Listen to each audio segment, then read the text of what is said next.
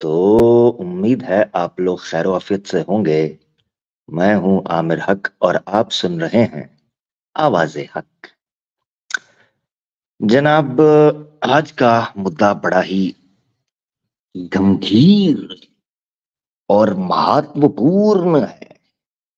और आज जिस मुद्दा पर व्याख्या करने हम जा रहे हैं वो महिलाओं के वस्त्र के विषय का वर्णन है। जनाब, इस वक्त हम इंस्टाग्राम के ऊपर भी लाइव हैं। किसी को चमूने काट रहे हैं, किसी को कीड़े और किसी को सुंडियां। अलबत्ता प्रोग्राम तो होगा, जैसे ये तो होगा ये भी होगा। तो आज हम कोशिश करेंगे जनाब, बड़े धीमे धीरज, बड़े ही जनाब गंभीरता से हम दोस्तों से पूछना चाहेंगे कि जनाब प्लीज प्लीज हमें बताएं कि सनातनी महिला के लिए क्या चक्कर है, कपड़े कैसे पहनने हैं, मामलात क्या करने हैं, पति के सामने कैसे आना है, पिता के सामने कैसे जाना है, पुत्र के सामने कैसे आना है, देवर के सामने से कैसे जाना है। तो चाय की चुस्की के साथ जनाब हम आज बड़े ही महत्वपूर्ण विषय के साथ आपकी खिदमत में जनाब हाजिर हो चुके हैं। ये प्रोग्राम फेसबुक, यूट्यूब और इंस्टाग्राम के ऊपर इस वक्त लाइव चल रहा है। मेरी दोस्तों से रिक्वेस्ट है कि जनाब इसको शेयर करें, लाइक करना मत भूलें और कमेंट्स में जनाब अपनी राय का इजहार जरूर करें। आज का मुद्दा बड़ा इंटरेस्टिंग है, बड़ी डिफरेंट किस्म की चीजें आपको देखने को मिलेंगी, सीखने को मिलेंगी। और आज का टॉपिक खास तौर पर महिलाओं के लिए, फीमेल्स के लिए, हमारी लेडीज के लिए बहुत इंपॉर्टेंट है। मुसलमान खवातीन के लिए इस एतबार से इंपॉर्टेंट है कि आमतौर पर हमारे नॉन मुस्लिम, बिलखुसूस इस्लामोफोब्स जो हैं, स्पेशली वो हमारी मुस्लिम सिस्टर्स जो हैं, उनको नाक भवें चढ़ाते हुए दिखाई देते हैं। वो कहते हैं बड़े बैकवर्ड्स हो, बड़े जनाब आप जो है ना वो ओप्रेस्ड हो, और बड़े जनाब आप नैरो माइंडेड हो, बड़े जनाब आप जजमेंटल हो, बड़े जनाब आप जो है ना वो ऑर्थोडॉक्स हो, बड़े जनाब आप आउटडेटेड हो। हमारी औरतों को ये बात की जाती है और हमारे मुसलमान मर्दों को भी ये बात की जाती है। ये बात सनातनी महिलाओं और सनातनी पुरुषों या इस्लामोफोब महिलाओं या इस्लामोफोब पुरुषों या फेमिनिस्ट महिलाओं और फेमिनिस्ट पुरुषों तमाम की तरफ से की जाती है। मैं आपको यहाँ एक साइकोलॉजी समझाना चाहता हूँ इससे पहले कि हम मुद्दे के अंदर प्रॉपरली जंप इन करें। एक साइकोलॉजी समझनी है आपने तसल्ली से, ठीक है? मैं जरा, आपको पता है फिर वॉक करता होता हूँ, तो वॉक करते करते आपसे बात करूंगा, साथ चाय पीऊंगा। दोस्तों, मुद्दा पता है क्या है? मुद्दा ये है कि जो फीमेल होती है ना, इसकी एक साइकोलॉजी होती है। वो साइकोलॉजी ह्यूमन नेचर का हिस्सा है, जिसको स्वभाव भी कहते हैं। स्वभाव यानी ह्यूमन नेचर, ठीक है? तो ह्यूमन नेचर में फीमेल की नेचर ऑब्वियसली और तरीके से डेवलप हुई है, जैसे उसकी फिजियोलॉजी भी डिफरेंट होती है, उसकी साइकोलॉजी भी डिफरेंट होती है। इसी तरीके से मर्द की फिजियोलॉजी भी और उसकी साइकोलॉजी भी डिफरेंट। ये बड़ी बदीही सी, बड़ी ओपन सी, प्रोमिनेंट सी बात है। थोड़ा सा भी बंदा शऊर रखता हो तो उसको भेदभाव करने में समझ आ जाता है, थोड़ी सी गपशप करने में, कि क्या ये मामला, क्या फर्क है।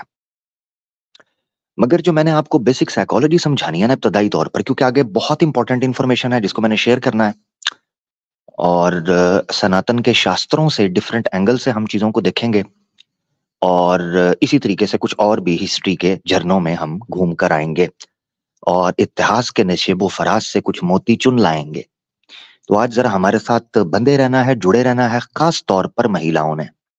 मैं कोशिश ये करूंगा कि इसको 18+ ना करूं, बल्कि इसको बड़ा सादा और सलीस रखूं, ताकि हमारी फैमिलीज जो हैं वो भी देख पाएं और हमारे जो अपने लोग हैं वो समझ पाएं। यानी कोशिश ये है कि ज्यादा से ज्यादा लोग इसको देख पाएं। तो ऑब्वियसली हिचकिचाहट होती है हमारी फैमिलीज में, लेडीज में, वो शेयर नहीं कर पाती। तो प्रोग्राम ऐसा रखेंगे कि जिसको आप शेयर कर पाए। साइकोलॉजी के बारे में बात हो रही थी, वो ये है फीमेल की कि फीमेल्स जब अपने एक सर्कल में बैठती है ना, तो रख रखाव और फॉर्मेलिटी के चक्कर में एक दूसरे को मिमिक करती हैं, कॉपी करती हैं। ये वुमेन की एक नेचर होती है। इसी नेचर को कंट्रोल करने वाली औरत जो होती है वो मैच्योर होती है और सेंसिबल होती है।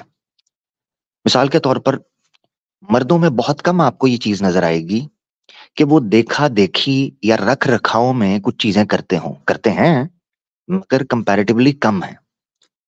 औरतों में ये चीजें ज्यादा देखी गई हैं। उसकी उसकी एक वजह है। उसकी वजह ये है कि वो अपनी नाक बचाने के लिए, अपनी इज्जत बचाने के लिए, अपनी साख को बचाने के लिए रख रखाव और फॉर्मेलिटीज करती हैं। वो फॉर्मेलिटीज बेसिकली वो दूसरों को मिमिक कर रही होती हैं, दूसरों को कॉपी कर रही होती हैं, और उस चीज के अंदर वो बहुत सारे काम कर देती हैं। ये समझना बड़ा जरूरी है, क्योंकि जिस विषय पे हम बात करने लगे हैं इसमें साइकोलॉजी का बहुत अमल दखल है। खास तौर पर तब जब एक मुस्लिम महिला, मुस्लिम लेडी जो है वो इंडियन सॉरी हिंदू फ्रेंड्स के सर्कल में बैठती हैं, तो उनको इस साइकोलॉजी के साथ टैकल करना आसान हो सके, इसको समझना आसान हो सके, इसलिए ये बात करना बहुत जरूरी है। वो नुक्ता क्या है जिसको गौर से सुनना? वो नुक्ता ये है, चार लड़कियां जब आपस में बैठकर बात कर रही हैं या उनका एक सर्कल है, तो वो सेम रिलीजन की ही क्यों ना हो, मगर जब वो एक दूसरे को देखती हैं तो उनमें जो हिजाब वाली होती है, पर्दे वाली होती है, या मॉडेस्ट होती है, जिसने अपने आप को ढांप कर रखा होता है, वो थोड़ा मिसफिट और अनकंफर्टेबल फील करती है। या यूं कह लें तो ज्यादा अप्रोप्रिएट होगा कि उसको मिसफिट फील करवाया जाता है, उसको आउटसाइडर फील करवाया जाता है, उसको डिस्कंफर्ट किया जाता है। कैसे? वो जो लड़कियां होती हैं वो खुलकर तस्वीरें, मेकअप, ओपन में लिपस्टिक, परफ्यूम, आईलाइनर, काजल, कंघी कर रही हैं, इस तरह की चीजें कर रही होती हैं। वेयरएज़ जिसने हिजाब लिया होता है वो बेचारी साइड पे होकर ना सिर्फ उनको देखकर मुस्कुरा रही होती है, क्योंकि ऑब्वियसली वो उस तरीके से ना मुंह बना सकती है, ना उस तरीके से आईलाइनर लगा सकती है, ना उस तरीके से अपनी लिपस्टिक को फ्रेश कर सकती है, ना अपनी कंघी कर सकती है, क्योंकि उसने हिजाब लगाया हुआ है। ये चीज जब वो उन तीन लड़कियों के अंदर देखती है, चार लड़कियां बैठी और वो हिजाब वाली, उसके अंदर एक एक अजीबोगरीब डिस्कम्फर्ट फील होता है उसे। वो बोले नहीं, वो अलग बात है, मगर उसको फील हो रहा होता है। वो जो फीलिंग है, उस फीलिंग का फायदा उठाकर जो नॉन मुस्लिम लड़कियां हैं या फेमिनिस्ट लड़कियां हैं, वो उसको नेगेटिव इन्फ्लुएंस करती हैं।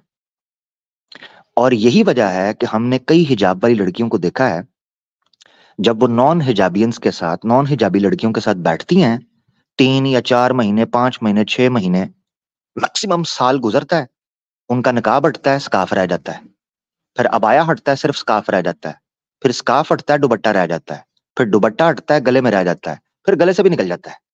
ये ग्रेजुअली एक औरत के अंदर आपको उसके एनवायरनमेंट की वजह से चेंज नजर आती है। ये है साइकोलॉजी। इसलिए आपने ये समझना है कि जब हिंदू लड़कियां या इस्लामोफोबिक या फेमिनिस्ट लड़कियां हिजाब वाली लड़की को टारगेट कर रही होती हैं, तो normally majority of the times उनका टारगेट इमोशनल होता है, लॉजिकल नहीं, इमोशनल। मिसाल के तौर पर इमोशनली उनको इस तरीके से डैमेज करेंगी कि उनको ये फील करवाएंगी कि तुम इस अबाये की वजह से बहुत पीछे रह गई हो, हम बहुत आगे निकल गए हैं। मैंने एक दफा अपने यारों दोस्तों में बैठा था, मैंने उनको कहा कि हमारे मुआशरे का कंस्ट्रक्ट और उसका स्ट्रक्चर ऐसा खड़ा किया गया है कि जब आमतौर पर हम दो लड़कियों को किसी रेस्टोरेंट के अंदर या किसी मॉल के अंदर या किसी फूड कोर्ट के अंदर देखते हैं, उनमें से एक लड़की है जिसने रिप्ड जीन्स पहनी हुई है, ठीक है, टी शर्ट पहनी है, हाफ स्लीव्स पहनी है, स्लीवलेस पहनी हुई है, या हुडी पहनी हुई है, ठीक है, और बड़ी वो उसने पियर्सिंग कर, बड़ी कूल लग रही है, तो यार ठीक है, शेड्स भी दिए हुए हैं बालों को।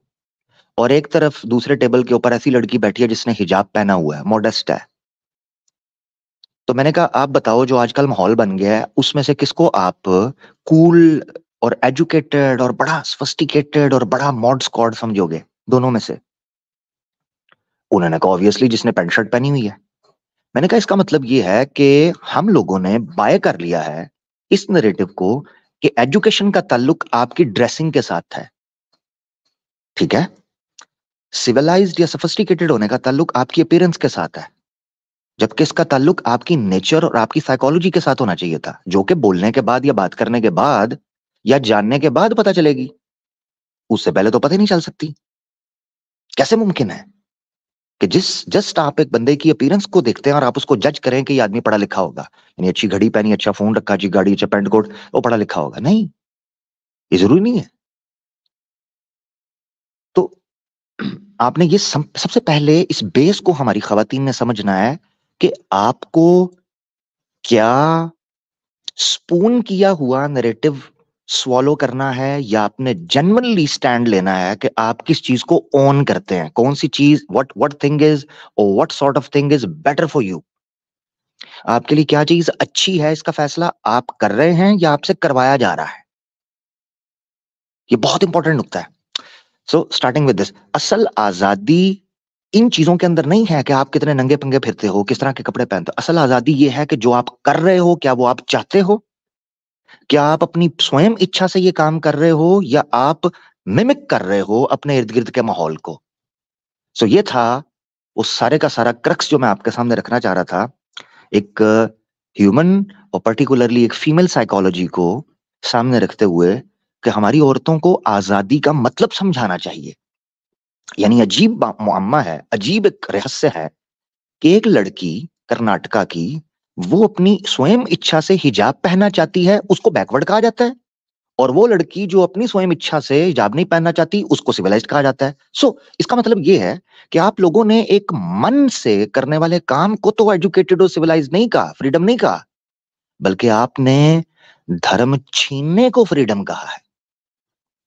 अगर आप ये कहते कि एक औरत आजादी से चूज कर सकती है कि उसको क्या पहनना है क्या नहीं पहनना, तो बात समझ आती थी। मगर आपका सिर्फ लड़कियों के सरों से हिजाब छीनना, गो के वो अपनी मर्जी से कर रही हैं, इससे पता चलता है कि आप लोग औरत की आजादी के नहीं बल्कि लोगों के धर्म के दुश्मन बने हुए हो। आफ्टर ऑल आप उनको पाबंद ही करना चाहते हो अपने नैरेटिव का। यहां तक नुक्ता समझ आ गया? अब हम आगे बढ़ते हैं। हमने ये सवाल, आज का टॉपिक जो है, ये सनातनी दोस्तों से पूछना है, फिर चाहे वो फीमेल्स हों या मेल्स, कोई भी आ सकते हैं। मैं कोशिश करता हूं कि सम्मान से जब तक बात होगी तो हम सम्मान से करेंगे, और जब तक टॉपिक के ऊपर बात होगी हम टॉपिक पे करेंगे, अच्छी सी बात करेंगे, कुछ ना कुछ सीखने को मिलेगा। अब आपने अगले नुक्ते को समझना है। ये बेस समझ ली साइकोलॉजी की, अब अगला नुक्ता आ गया आपके सामने। वो क्या है? वो ये है कि चूंकि हमारी ऑडियंस मेजोरिटी इंडिया और पाकिस्तान और बांग्लादेश और इवन वर्ल्ड वाइड में भी कहीं भी लोग सुन रहे हैं, तो उनकी लैंग्वेज हिंदी या उर्दू या यही है, हिंदी उर्दू है, ठीक है, पंजाबी। इन लोगों का ज्यादातर इंटरेक्शन अपने देसीज के साथ होता है, चाहे वेस्ट में हो चाहे लोकली हो, ठीक है, अपने देसीज के साथ। तो वो खवातीन जिनको इस्लाम के कॉन्टेक्स्ट में हिजाब पहनने पर मुस्लिम लेडीज को मलाइन किया जाता है, टारगेट किया जाता है, आज हम टेबल टर्न करेंगे। आज हम इनसे पूछेंगे कि ये जो पहनते हैं क्या वो इनके धर्म ने इनको बताया या धर्म से हटकर कर रहे हैं। अब आपके सामने दो सवाल खड़े हैं। नंबर 1, आपके रिलीजन को हिजाब के कॉन्टेक्स्ट में टारगेट कर कर यह बताया जाता है कि आप लोग चूंकि हिजाब करते हो, हिजाब इस्लाम बताता है, दैट्स व्हाई इस्लाम बैकवर्ड है, इस्लाम ऑर्थोडॉक्सी सिखाता है, और इस्लाम जो है ना वो आपको कट्टर दकियानुसी बनाता है, दैट्स व्हाई इस्लाम आउटडेटेड है। पॉइंट नंबर 1 ये सुनना है आपने। ये 2 सवाल खड़े होते हैं आपके सामने। नंबर 1, आपके हिजाब को आपके रिलीजन के साथ लिंक करके आपको और आपके रिलीजन को आउटडेट किया जाता है, और ये बताया जाता है चूंकि आप हिजाब पहनते हो और वो इस्लाम की वजह से पहनते हो, तो आप बैकवर्ड होने की वजह, ओप्रेस्ड होने की वजह से इस्लाम आपको ओप्रेस करता है और आउटडेटेड हो। लिहाजा दूसरा पॉइंट आने लगा है, लिहाजा hence our religion is better than Islam. क्यों? क्योंकि हमारा रिलीजन हमें फ्रीडम देता है। ये है प्रेमिसेस। आमतौर पर हमारी खवातीन इसलिए इस क्वेश्चन या इस इशू के साथ टैकल नहीं कर पाती कि वो प्रेमिसेस का पार्ट तो समझती हैं मगर कंप्लीटली प्रेमिसेस को होल्ड नहीं करती। तो दोबारा से सुन लें। नंबर 1, आप हिजाब पहनती हो, हिजाब आपके रिलीजन इस्लाम से आया है, लिहाजा इस्लाम आपको प्रेस करता है, इस्लाम आउटडेटेड है और आप बैकवर्ड हो इस्लाम की वजह से। नंबर 2, हम फ्रीडम को फॉलो करते हैं और ये फ्रीडम हमारा रिलीजन हमें देता है, लिहाजा आवर रिलीजन, आवर धर्म और our ideology is better than your ideology. ये दो नुकाती एजेंडा है। अब सवाल उठने लगा है, क्या वाकई सनातनी खातून फ्रीडम प्रैक्टिस करके सनातन धर्म को फॉलो कर भी रही है या नहीं? ये है वो प्रेमिसेस को ब्रेक करना है, ये आपने समझना है।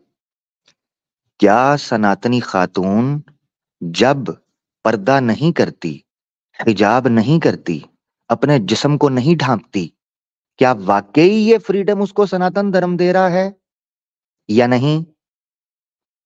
अगर सनातन धर्म दे रहा है तो आज हम इनसे पूछेंगे, और अगर सनातन धर्म नहीं दे रहा ये फ्रीडम, बल्कि सनातन धर्म कहता है कि अपने आप को ढांपो, कवर करो, पर्दा करो इन एनी सेंस, जो कि डिस्कस करेंगे हम। सो देयरफॉर इसका मतलब ये है कि आप सिरे से अपने धर्म को फॉलो ही नहीं कर रहे। तो आपका धर्म कैसे बेहतर हो गया इस्लाम से जबकि आप फॉलो ही नहीं कर रहे? पॉइंट समझ आया?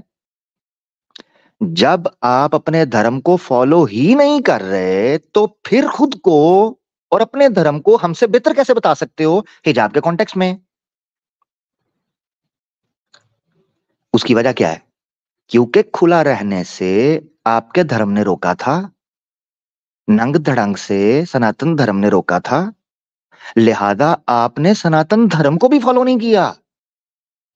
जब आप अपना धर्म छोड़ चुके हो तो आप मुझसे मेरा धर्म छुड़वा कर किस धर्म में लाना चाहते हो? क्योंकि सनातन धर्म तो आप फॉलो नहीं कर रहे। यहां से गेम पलटती है और कहानी शुरू होती है। चलें थोड़ा सा आपको विदित करवाते हैं।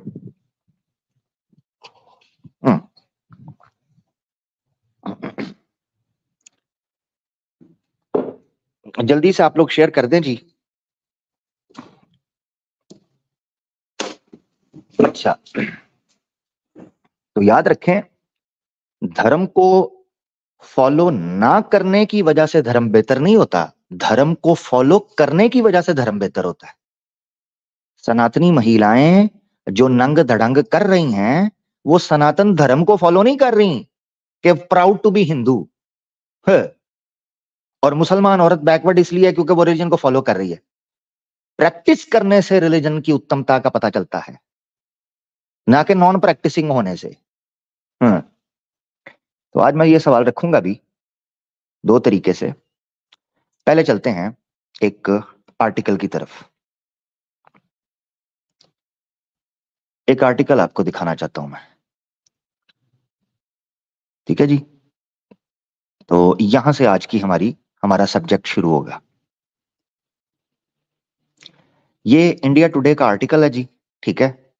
2022, 12 मई 2022 का, ठीक है ji? Behind the well, how prevalent is the practice of purdah across women in India. ठीक है जी, बहुत पॉपुलर है और इंडिया टुडे के यूट्यूब चैनल के ऊपर ये आर्टिकल वीडियो की शक्ल के अंदर भी मौजूद है। अब उसको डिस्कस किया गया है। याद रखें, यहां आपने एक नुक्ता समझना है। वो नुक्ता ये है कि आमतौर पर मुसलमानों के बारे में और पर्दा और हिजाब के बारे में ये मिसकंसेप्शन फैला दिया गया है कि हिंदुस्तान में घूंघट, पल्लू, चुनरी, दुपट्टा, हिजाब, पर्दा, बुर्का, अबाया, स्कार्फ, इन सारी चीजों का ट्रेंड सेट करने वाले और इनिशिएट करवाने वाले मुसलमान थे। आपने इंडिया के अंदर किसी चीज को कंट्रोवर्शियल बनाना है तो उसको मुगलों के साथ या अरब्स के साथ या मुस्लिम्स के साथ जोड़ दो, वो चीज कंट्रोवर्सी हो जाएगी। ये कॉमन सेंस की बात है। मिसाल के तौर पर आपने कहना जी गोश्त ये तो मुसलमान खाता है, हालांकि हिंदू खुद खाते रहे हैं, खाते हैं, खाते रहेंगे मगर बीफ ईटिंग को, मीट ईटिंग को मुसलमानों के साथ जोड़ दिया, लिहाजा जो गोश्त खाता है ये जी मुसलमान, ये इस्लाम। ठीक है जी। दाढ़ी, हालांकि इनके ऋषि रखते रहे हैं, सिखों के अंदर है, ठीक है, यीशु मसीह की दाढ़ी दिखाई गई है, ज्यूज के यहां दाढ़ी है, ये सारी चीजें दिखाई गई हैं। उसके बाद ये जी मुसलमानों की है, तो जरा उसको टैबो करके कंट्रोवर्शियल करके बनाना।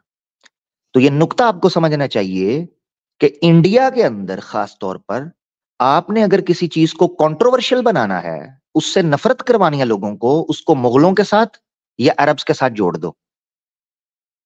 ठीक है। अब नरेंद्र मोदी की भी दाढ़ी है, नीचे लोग कह रहे हैं हाँ नरेंद्र मोदी की भी दाढ़ी है। ठीक है जी, ये चीज समझनी है। अच्छा, अब हुआ क्या, नरेटिव ये बेचा गया इंडिया के अंदर कि हिजाब, पर्दा, घूंघट, पल्लू, चुनरी, दुपट्टा, ये सारी चीजें मुगलों ने शुरू करवाई थी, इससे पहले ऐसा कुछ भी नहीं था। ये पॉइंट छोड़ा गया। लिहाजा इस वजह से हिंदू लड़कियों ने पर्दे से नफरत करना शुरू कर दी और राजस्थान में कैंपेनिंग की जाती है ट्राइबल एरियाज में, और आपके जो गांव के इलाके हैं, दूसरे एरियाज, उन एरियाज के अंदर भी कैंपेन की जाती है कि इस पर्दे को छोड़ें, घूंघट को छोड़ें, आप बैकवर्ड हैं। ये तो मुगलों ने आके जबरदस्ती आप पर थोप दिया था। तो ये मुसलमानों के साथ लिंक करके उसको, ताकि उनमें नफरत है मुसलमानों के बारे में, तो मुसलमानों से नफरत करवा के इस चीज को छुड़वाया जाए। ये भूल गए कि इनका अपना धर्म क्या कहता है, जिसको आगे जिक्र करेंगे। तो यहां से चलते हैं। The hijab controversy has ended up singling out Muslim women for their purdah practices. लो, however, an honest assessment of practice of parda tells us that it is not just an issue restricted to Muslim community but widely prevalent among Hindu women as well. हिजाब controversy को India के अंदर specific stick कर दिया गया, जोड़ दिया गया मुस्लिम वुमेन के साथ, जबकि हिंदू कम्युनिटी के अंदर भी मुस्लिम हिंदू वुमेन जो है वो प्रैक्टिस करती हैं इन एनी सेंस। तो इसको एक कंट्रोवर्सी के तौर पर उठाया गया। ये मैं आगे तेज लेकर चल रहा हूं, सिर्फ आपको एक चीज यहां पर बतानी है, ठीक है, जो मैं दिखाना चाह रहा हूं। ये देखें, ये सेंसस करवाया गया। What proportion of Indian women comply with the Parda system? In a 2019 study by Lokniti, a program under Center for the Study of Developing Society, CSDS, conducted among 6,348 women of 18 years and above in 11 Indian states. Respondents were asked if they practiced any kind of parda. Overall, about 2 in every 5 Indian women concede practicing it in these situations, 3 situations, 1/3 in front of male members. आगे मैं दिखाता हूं आपको, tension लेनी। ये देखें, ये census करवाकर, छोटी सी सेंसस है मगर टारगेट किया गया था मिक्स कम्युनिटी को, जिसमें मुस्लिम भी हैं और हिंदू भी हैं, क्रिश्चियंस भी हैं, जिसका सर्वे आगे आएगा। उसमें क्या बताया गया ये आपने गौर से देखना है। पब्लिक प्लेसेस पर 37% वुमेन कहती हैं हम पर्दा करते हैं इन एनी सेंस, चाहे वो दुपट्टा हो, चाहे वो चुनरी हो, चाहे वो घूंघट हो, चाहे वो अबाया हो, चाहे वो स्कार्फ हो, चाहे वो कुछ भी हो। रिश्तेदारों के सामने 40% आई और मेल फैमिली मेंबर के सामने 35%। सवाल ये पूछा गया था कि आप किसी टाइप का भी घूंघट, पर्दा, पल्लू, बुर्का, किसी तरह का भी आप ये करते हैं। अब आगे हैं, ये सर्वे देखिएगा आप इसके नंबर्स देखकर हैरान हो जाएंगे। ठीक है जी, हिंदू वुमेन, हिंदू औरतें जो हैं, जो मेल फैमिली मेंबर्स के सामने पर्दा करती हैं 42%। 42% मेल फैमिली मेंबर्स के सामने हिंदू औरतें। Muslim women 45%। फर्क देख रहे हैं कितना थोड़ा फर्क है। Sikh women 3, Christian 6। साइड पे कर दें। रिश्तेदारों के सामने हिंदू औरतें 48% हैं, मुस्लिम औरतें 49%, 1% का फर्क है। पब्लिक एरियाज में हिंदू औरतें 42% हैं जो पर्दा करना पसंद करती हैं, और 62% हैं। यहां रेशो मुसलमान औरतों की बढ़ गई, क्योंकि ऑब्वियसली वो रिश्तेदारों में गुंजाइश कर जाए मगर पब्लिक प्लेसेस में ज्यादा ख्याल रखती हैं। तो 62% मुस्लिम लेडीज हैं जो पब्लिक प्लेसेस में, but Hindu women 42%। Not a small number, एक बड़ा नंबर है। मगर 6000 इन लोगों को सामने रखकर ये चीज आपको नजर आ सकती है। अच्छा सॉरी, अच्छा ये देखें आप, यहां आपने देखना है मैरिड और अनमैरिड वुमेन। हिंदू हिंदू औरतें जो हैं वो शादीशुदा हों, शादीशुदा औरतें, वो अपने घर के मेल सदस्यों, मर्द सदस्यों के सामने 45% हैं, पारिवारिक रिश्तेदारों के सामने, संबंधियों के सामने 51 है, और पब्लिक प्लेसेस पे 45 हैं। और सिंगल लड़कियां अनमैरिड 15 हैं, 21 हैं, 21 हैं, तादाद कम हो गई। यानी हिंदू कम्युनिटी के अंदर जो मैरिड औरतें होती हैं वो ज्यादा मोडेस्ट हो जाती हैं एज कंपेयर टू सिंगल, क्योंकि सिंगल होती हैं तो बेड़ा गर्क हो जाता है। मगर आप देखें कि मुस्लिम लड़कियों के अंदर मैरिड में 47, 51 सिमिलर टू हिंदू, और 64% पब्लिक प्लेसेस के अंदर हैं मुस्लिम औरतें जो शादीशुदा हैं। और अनमैरिड लड़कियां जो हैं वो 29% हैं, रिश्तेदारों के सामने 35 हैं, और पब्लिक प्लेसेस पर 46। ह्यूज नंबर, वेरी गुड, एक बड़ा नंबर है। और ये डिवीजन उसके बाद भी की गई आगे।